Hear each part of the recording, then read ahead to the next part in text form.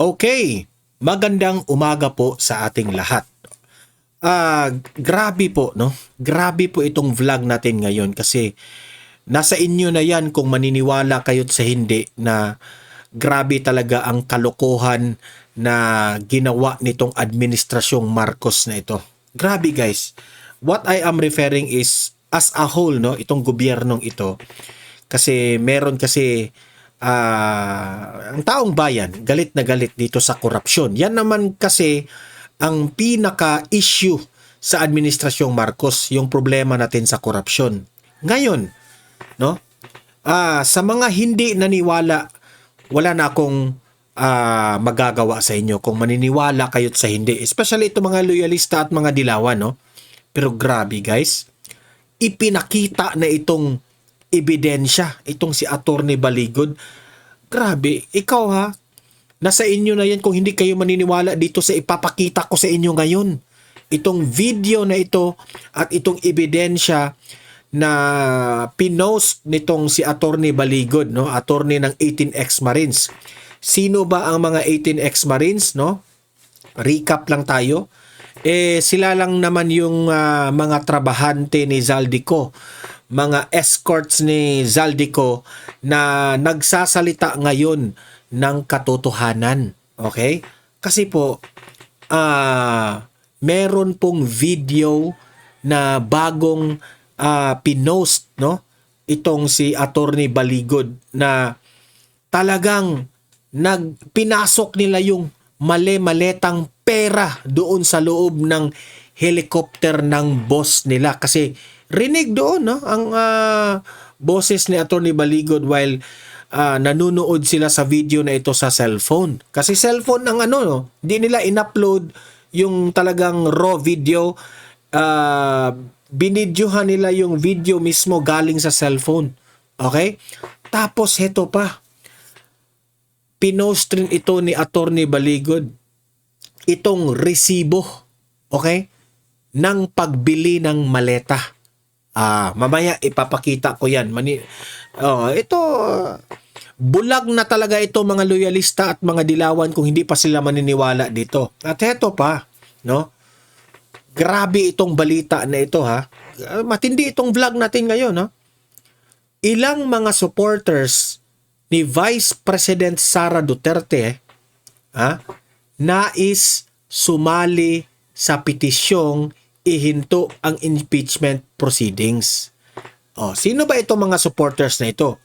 Maraming nagdududa dyan po sa Kamara, sa House of Representatives. Maraming mga congressman. Ito ha, tandaan nyo. Maraming mga congressman dyan. Tahimik lang. Pero supporter ni BP Sara. Ngayon, gusto na nilang mag-ingay. Okay? Gusto na nilang mag-ingay at ipahinto ang impeachment proceedings laban kay BP Sara. Ayan. Mamaya, ipapakita ko sa inyo. At last but not the least, no, tingnan natin itong sagot nitong si Luistro. Kasi po, in-interview siya dito sa On Point, no, ng programa ng Bilyonaryo News dito kay Pinky Web, no? Patungkol po ito kay Vice President Inday Sara Duterte na nanghingi sa Supreme Court ng bagong petisyon, no, para ihinto ang impeachment proceedings. Tingnan natin kung ano ang masasabi ni Luistro dito. Kasi may nakikita akong video kay Luistro kanina sa Facebook. Sumasayaw doon sa party. Paldong-paldo talaga. Sayaw na sayaw eh. Ikaw ba naman na wala kang problema, no? Wala kang problema, sayaw ka ng sayaw talaga. Walang problema eh. Yan ha. So bago ko ipapakita itong mga ebidensya na ito, itong mga video na ito na ni-release ni Attorney Baligod, like and share muna sa video na ito para marami po ang makaalam sa nangyayari ngayon sa ating bansa. At sa mga first time dito na nanonood dito sa aking channel, if this is your first time, subscribe na kayo. Libre lang ang mag-subscribe ha. Walang bayad yan. Updated pa kayo. Okay, heto po. Ready na ba lahat? Ready na ba? Ipapakita ko sa inyo itong video na ito. Okay? Ipapakita ko sa inyo. Ito. Tingnan ninyo. Sir, ano yung helicopter? Chopper ni boss. Hindi na deliver yung bago mag-election. Tingnan ninyo ha. Sabi dyan, chopper ni boss. Chopper raw ni boss. Okay? Chopper raw ni boss. Meaning to say, ang helicopter ni Zaldico ba ito? Hindi ko lang alam ha. Yung sino yung nagsasalita sa background. Lakihan ko para makita ninyong lahat. Ayan. Kasi cellphone yan, oh. Kung i-play mo yan, cellphone yan na binidyohan. Yan, lakihan natin ha. Baka akala ninyo. Yan. Yan fake news. Ayan, cellphone yan, Yan, Naghahatid ng maleta. Tingnan ninyo. Tingnan. Play natin. Grabe, Sir, ano yung helicopter? Chopper ni boss. Hindi na deliver yung bago. Chopper ni boss. Nagdi-deliver na naman sila. Ganyan po. Nakakakilabot po itong mga pinanggagawa nila. Ganyan sila magnakaw. Ang nagtatanong, sinong boss yan, Don Mar? Ewan ko lang, baka si Zaldico. Kasi boss nila eh. Anong sabi ng 18X Marines? Sila ay mga escorts ni Zaldico at mga bodyguard ni Zaldico. So sa tingin ko, sa pagkakaalam ko, chopper ni Zaldico. Mag-election. Naman yan. Yan, no? Grabe. Sir, ano yung helicopter? Chopper ni boss. Hindi na deliver yung bago mag-election. Naman yan. May naka-video. Di ba? I-ano ko muna. Mag-komentaryo ako dito ha. Pero i-ano natin. I-loop natin. Ayan. Alam niyo, sa totoo lang, ako, hindi ko maiintindihan bakit itong si Ping Lacson sa Blue Ribbon Committee dyan sa Senado. Okay? At itong si Senate President Tito Soto. Hindi ko maiintindihan bakit itong mga 18 Marines ay hindi nila pinatatawag dyan sa Blue Ribbon Committee. Obvious na itong pinakita ni Attorney Baligod. Ayaw pa rin nilang maniniwala dito sa 18 Marines. Wala raw hindi raw credible. Pero siguro sa tingin, ewan ko sa kanila, baka yung credible sa kanila si Madriaga, yung convicted na hindi pala convicted. Ewan ko lang kung convicted na ba. I think hindi pa. Pero yung may kaso ng criminal charges. Mas naniniwala pa sila sa kriminal kaysa dito sa mga 18 Marines. Na ito mga 18 Marines na ito dapat ang mga ito dapat ang paniwalaan ng gobyerno. Kasi bago sila naging Marines, sila po ay nadumpa sa sa ating konstitusyon, sa ating bansa. Sila po ay nanumpa. Okay? Yan po ang ipinagtataka ko eh. Bakit doon sila naniniwala sa isang kriminal? Itong si Madriaga. Ayan, tingnan nyo yung video. Ewan ko na lang kung hindi pa kayo maniniwala dyan. Ayan, bigat yan kasi perang laman yan eh. Diba? Pero kahit may mga ebidensya, kahit obvious na merong pagnanakaw na nangyayari, ang inaatupag nila ngayon ay yung impeachment ni BP Sara. Ganyan kagarapal ang gobyernong ito. Diba? Nakakainis, nakakagalit po ang ginagawa nila.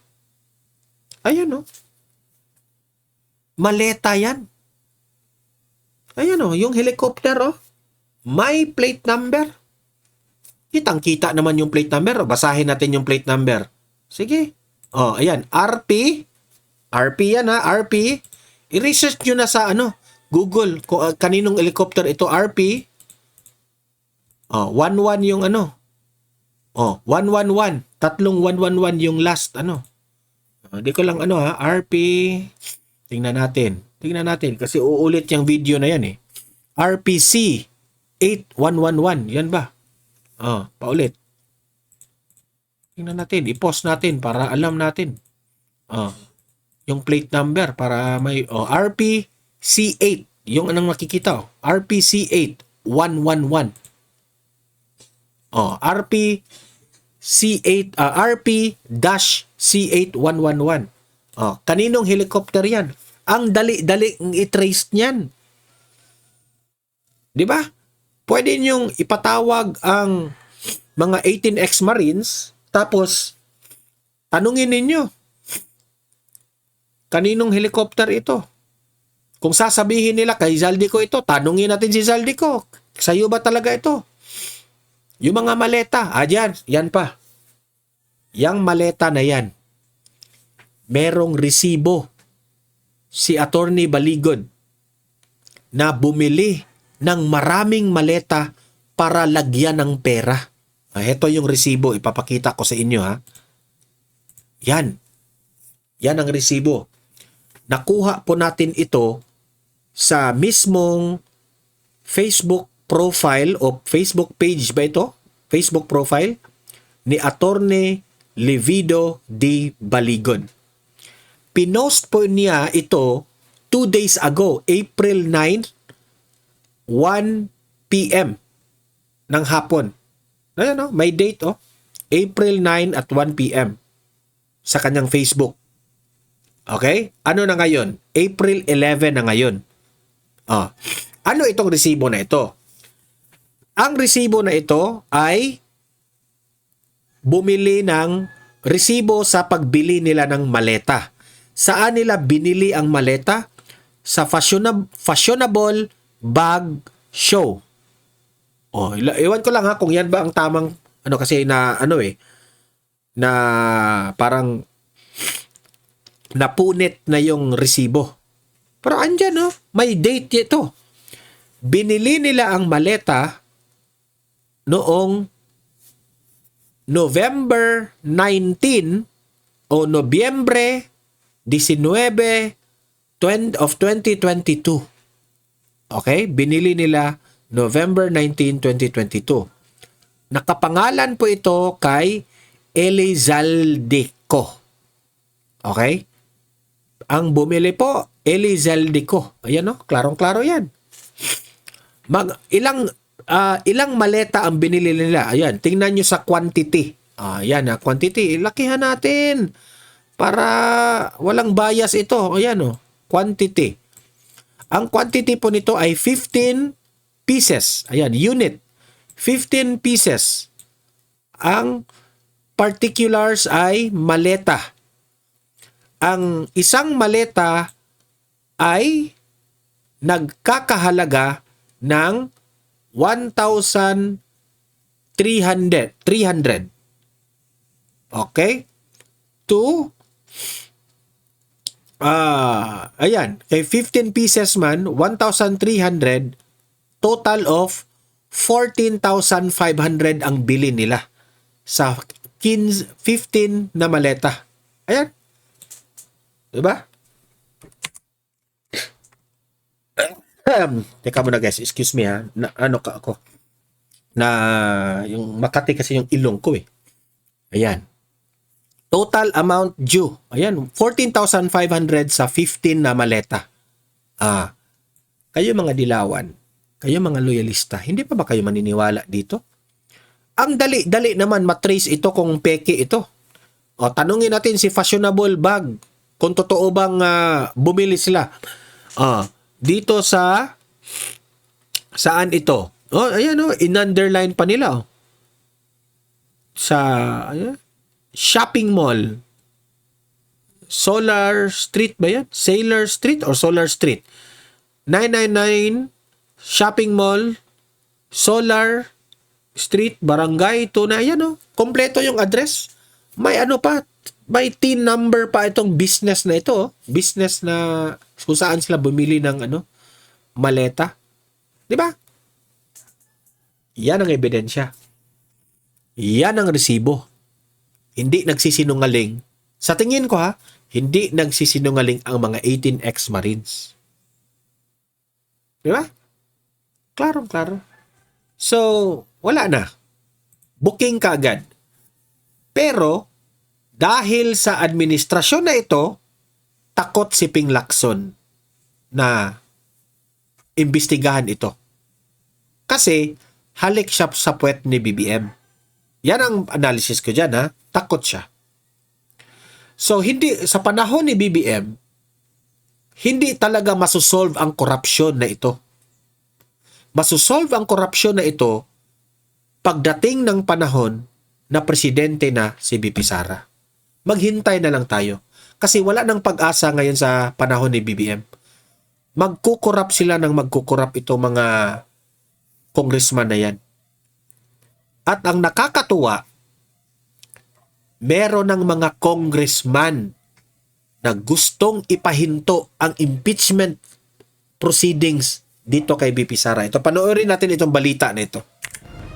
We deemed it proper to intervene to express our deep concern regarding this ongoing grave abuse of power and arbitrary exercise of powers. Buo ang loob ng ilang taga-suporta ni Vice President Sara Duterte mula sa iba't ibang sektor na tulungan ang kampo ng bise na ipatigil ang nakaambang impeachment proceedings laban dito sa House of Representatives. So, hindi mo talaga masisiguro na kapag magbotohan na sa Kamara, hindi ka makakasiguro na lahat ng mga congressman ay will vote for the impeachment of VP Sara. Marami dyan. Hindi na natin in-expect na aabot sila ng 1/3. No? Yan ang requirement para ma-proceed ang impeachment. Malaki po ang chance na babasura ang impeachment. Good luck. Kanilang inihaing petisyon in intervention, nais nilang makabahagi sa kaso dahil ang magiging desisyon ng Supreme Court kung hahayaan o pipigilan ang impeachment proceedings sa Kamara ay may epekto umano sa kanilang constitutional interest bilang mga Pilipino. Dagdag pa nila, hindi mapapabagal ng kanilang intervention ang proceedings ng Korte, kundi makakatulong pa umano sa SC na makakuha ng perspektibo ng publiko, lalo na at naniniwala sila na ginagamit lamang ng House Justice Committee ang kapangyarihan nito para pahinain ang kredibilidad ni VP Duterte at pigilang makatakbo sa pagkapangulo sa darating na 2028 elections. We then urge the Supreme Court to sit through this charade and Ito mga supporters ito ni VP Sara mga supporters ito. At naniniwala sila na hindi lahat sa Kongreso may gusto na i-impeach si VP Sara. uphold the Constitution. The people deserve accountability, not politically motivated witch hunts Halata naman na politically motivated just to pin down by Sino yung mga nag-iingay sa House of Representatives? De Lima, Luistro, Redon. Sino pa? Ang dami. Di ba? Example lang ito. Abante. Lahat yun. Kontra sa mga Duterte. Di ba? Sila yung nag-iingay. Huwag kayong magpalinlang mga taong bayan na sasabihin nila na ang Kamara gustong ma-impeach si BP Sara. Hindi. Yun lang mga inggit ni BP Sara. Kaunti lang yan sila dyan sa House of Representatives, mga congressman na mga kalaban ng mga Duterte. President Sara Duterte. Ngunit para sa isang miyembro ng House Justice Panel, maituturing na panggugulo lamang ang panibagong petisyong inihain sa Korte Suprema. Hindi ka nagsasayang sila ng papel eh. Yun yung una. Nagsasayang sila ng papel. Ikaw, anong sinayang mo? Kung nagsasayang sila ng papel, ikaw, anong sinayang mo? Yung energy mo. Kasi, ibabasura pa rin itong impeachment na ito. Sinayang mo ang panahon. Kasi Wala naman po silang dinagdag na bago dito po sa bagay na ito. At lagpas pa ho rito, Bakit? May dinagdag ba kayo? Same rin naman yung mga reklamo ninyo. Kung ano yung reklamo ninyo yung 2025, yun rin naman yung reklamo ninyo sa 2026. Gago ka pala eh. wala ho silang dinagdag na kahit anong punto. Sa totoo lang. So, tingin ko, katulad ng mga nauna pong petition po ni Atty. Torion, tingin ko ito po Bakit sa tingin mo paulit-ulit ang petisyon? Kasi paulit-ulit rin yung akusasyon ninyo eh. Bobo. ay panggulo lang dito po sa Supreme Court case. Samantala, umaasa ang intervenors na ia-admit sila sa petisyon at maglalabas pa rin ng SC ng temporary restraining order. Ito'y sa kabila ng Naghihintay ako na si Gloria Arroyo po ang magiging House Speaker dyan. Kasi usap-usapan na merong magkodita raw. Kapag si Arroyo na, goodbye impeachment na talaga. bibigay ng Korte Suprema sa Kamara ng 10 araw para magkomento sa binigyan kayo ng 10 araw ng Supreme Court, nagagalit kayo. Natural lang naman yan kasi trabaho yan ng Supreme Court. Karapatan yan ni BP Sara tapos nagrereklamo kayo. Hindi nga nagrereklamo si BP Sara sa mga pinanggagawa ninyo kasi sumusunod sa proseso. Ngayon, karapatan yan ni BP Sara. Magagalit pala kayo eh. Kayo yung weak. Dahil si BP Sara, pinagtulungan na ninyo. Mag-isa lang siya, babae pa. Di ba? unang mga petisyong inihain laban sa impeachment proceedings. Evan Alvarez, UN. Yan sila. Yan ang mga siraulo na mga tao. Magagalit. Magagalit kapag ibasura ng Supreme Court. Natatakot sila eh. Na ginamit raw ni BP Sara ang Supreme Court na para itong impeachment na ito ay mabasura, ginamit raw ni BP Sara. Bakit? Equal power kayo with the Supreme Court. Judicial system sila. Kayo, legislative. Galangin nyo sila. Kung ginalang kayo ng Supreme Court, galangin nyo rin. Kung ginalang kayo sa Supreme Court, galangin nyo rin mga taga-kamara, mga gago kayo. Wala kayong hiya. Puros na lang kayo pamumulitika. Puro na lang kayo hungry for power eh.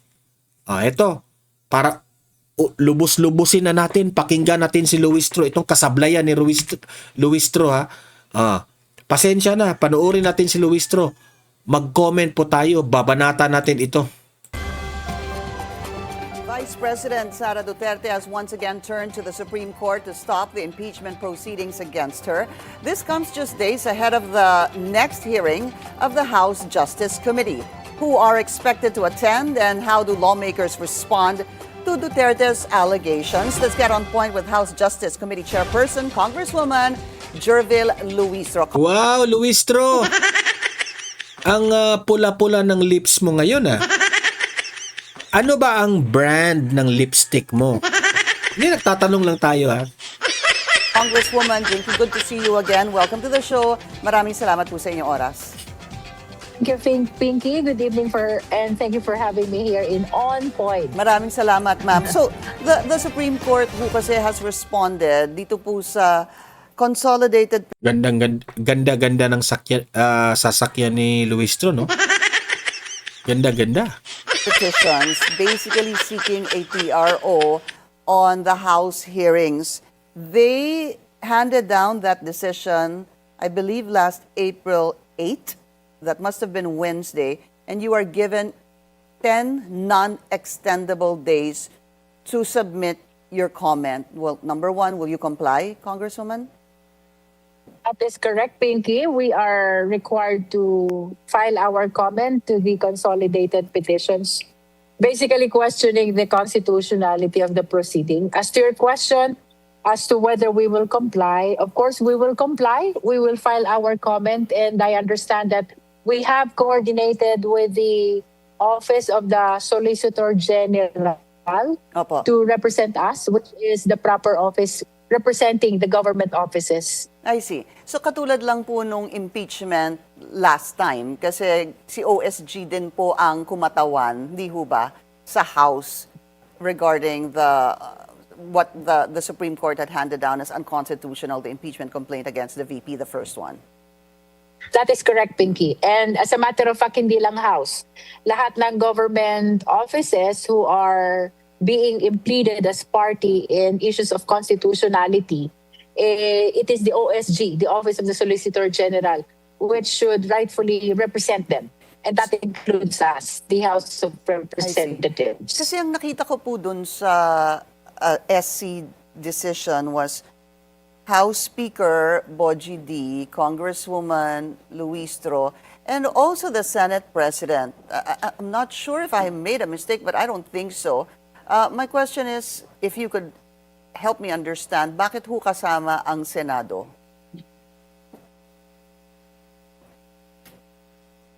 Well, I think it's because they intend the decision, if ever it will come later, to be binding even to the Senate, no? That is only in as far as I am concerned, but I don't know the intention of the petitioners in pleading the Senate President in the two petitions questioning the constitutionality of the proceeding of the Justice Committee. That's why I was a little bit confused because it's still at the House Justice Committee level, and yet even the Senate President is being asked to comment on this, and it hasn't even actually reached the Senate. Will it not? That's the subject of your hearings right now. So, all right, so it's going to be the OSG that will answer on behalf of the House. Yes, Pinky, it will be the OSG. Ma'am, have you coordinated with Solicitor General Berberabe? I personally haven't, but I understand that the institution, the HREP itself, has communication already with the Office of the Solicitor General. Okay. So, hihintayin na lang po natin ang sagot ng SolGen dito po sa comments na hinihingi ng Supreme Court regarding the consolidated petitions to stop the impeachment, rather the hearing at the House Justice Committee. One more question about that. Were you surprised about this decision by the Supreme Court? Because apparently the defense through the Vice President... Sa tingin ko, na-surprise talaga sila. Kasi nautakan sila ni BP Sara eh. Akala siguro nila bobo si BP Sara. Na ito, karapatan ito ni BP Sara at pwede itong gawin ni BP Sara. Gagamitin ni BP Sara itong Supreme Court in a legal way, ha? Ginamit niya in a legal way. Hindi niya inabuso. Defense issued a certiorari and a prayer for TRO March 30, and nasama po ito sa en banc hearing ng Supreme Court, which happens every Tuesday. We're surprised that there was an immediate response to this. Well, we are not surprised, Pinky, kasi may petitions eh. Of course, we have to anticipate that sooner or later, the Supreme... Pero yung kakampi mo na si Dilima, binanatan na niya ang Supreme Court. Yun ang problema ninyo. Supreme Court will be acting on these petitions of the petitioners, no? And I understand that it even includes a prayer for temporary restraining order, and that is yet to be known kung ano magiging action pa rin ng Supreme Court as to this prayer of the petitioners. So dahil wala pong comments lang po ang hinihingi para pong malinaw at wala pong issuance ng TRO, magpapatuloy po yung hearing sa April 14, Tuesday. Tama po yun. For as long as wala pong temporary restraining order na inilalabas ang Korte Suprema, tuloy-tuloy lamang po ang hearing ng Justice Committee. And so far, we have announced already the dates, which include April 14, 22, and 29 to be the first hearing dates for the hearing proper, clarificatory hearing of these impeachment complaints against the Vice President. Can a TRO be issued at any point while the hearings are ongoing, ma'am? Well, theoretically speaking, yes. No, if the Supreme Court finds basis for the issuance of the TRO, they can anytime stop the proceeding pursuant to the strength of the temporary restraining order that they will issue, no? But it actually depends on how the Supreme Court will appreciate whether there is urgency and whether there is really basis to stop the proceeding of the Justice Committee. Couple of follow-up questions on that. If they issue a TRO, will the House comply? Or will the House first meet and decide whether they will comply or not?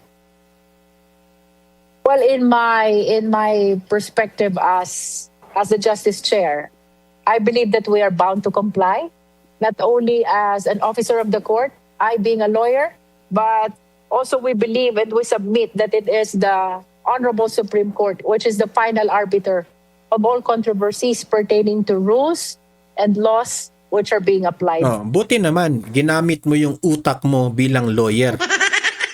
Okay? Final arbiter yan, ha? Because some Sabihin mo yan kay Dilima. Okay? Kasi tanga yun eh. could say, how about one can invoke the separation of powers here?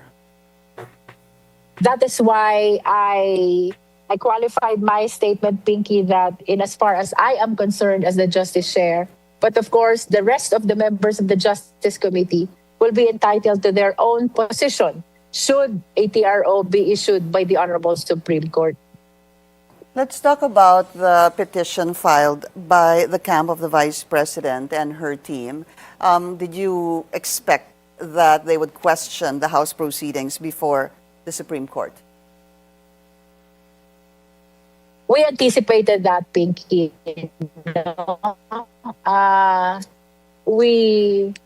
We know that as we continue the proceeding of the Justice Committee, they will continue as well to question some or all of the parts of the proceeding, not only of the Justice Committee, but even of the House of Representatives as a whole. No? In the first impeachment complaint back in the 19th Congress, they focus on technicalities, no? And it appears now that they're still banking on the technical rules instead of giving importance to the substantive right of the sovereign Filipino people to avail of this accountability mechanism, no?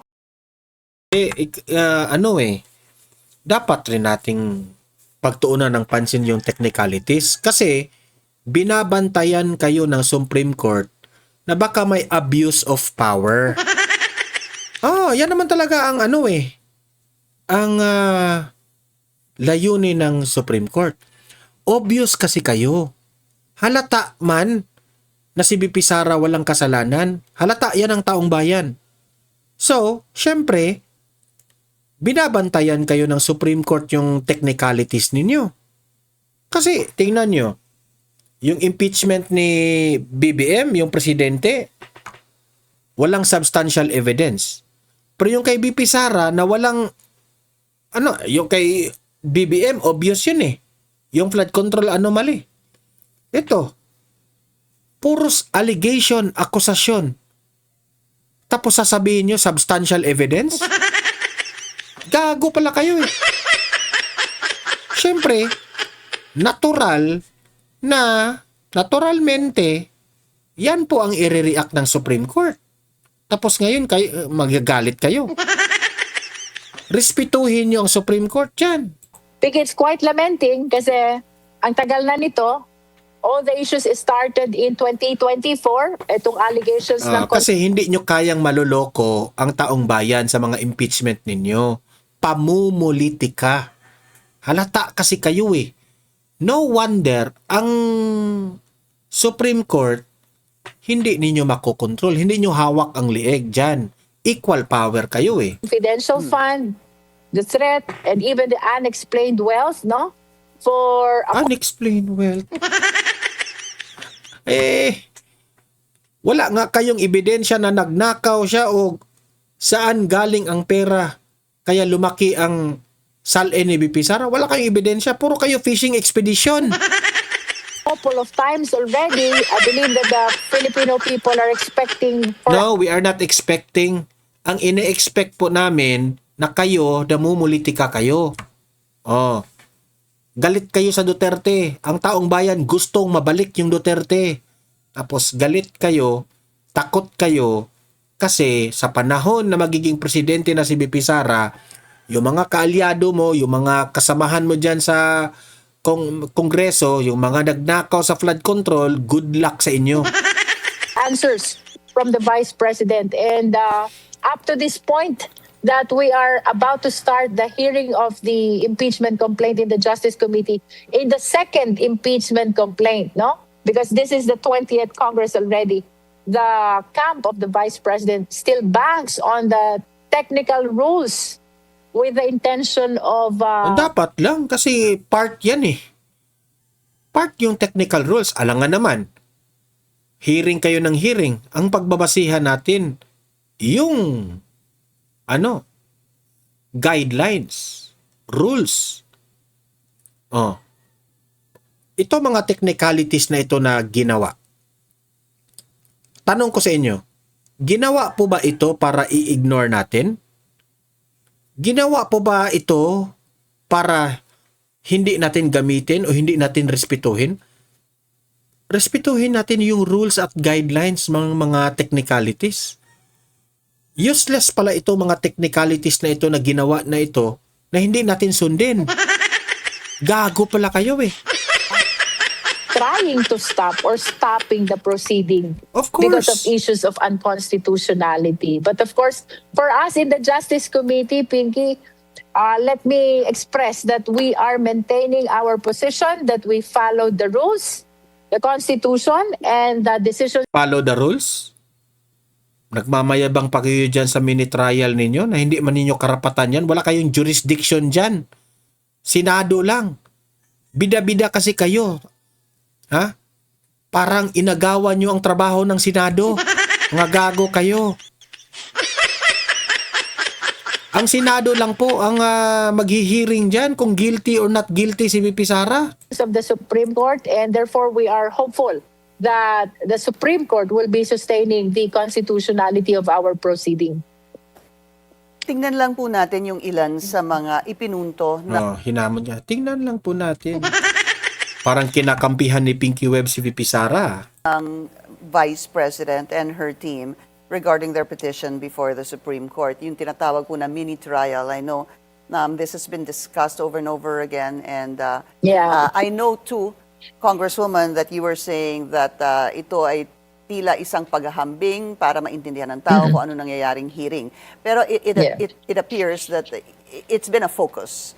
And in fact, it was part of their petition because the petition specifically mentioned you describing the proceedings as a mini trial in page 23 of the petition by arrogating, and I'm quoting this, unto itself functions that are reserved for trial, that under the Constitution only the Senate, acting as an impeachment court, can do.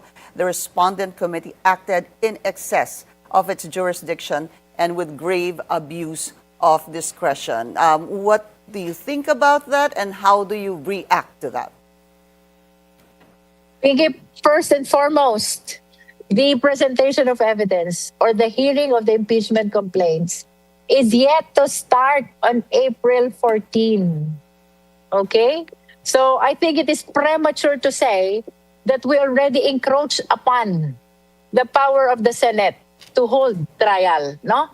I have explained likewise in the prior interviews that the use of mini trial is only to explain to the public the difference that the proceeding in the Justice Committee is the... Mali kasi yung term mo na mini trial.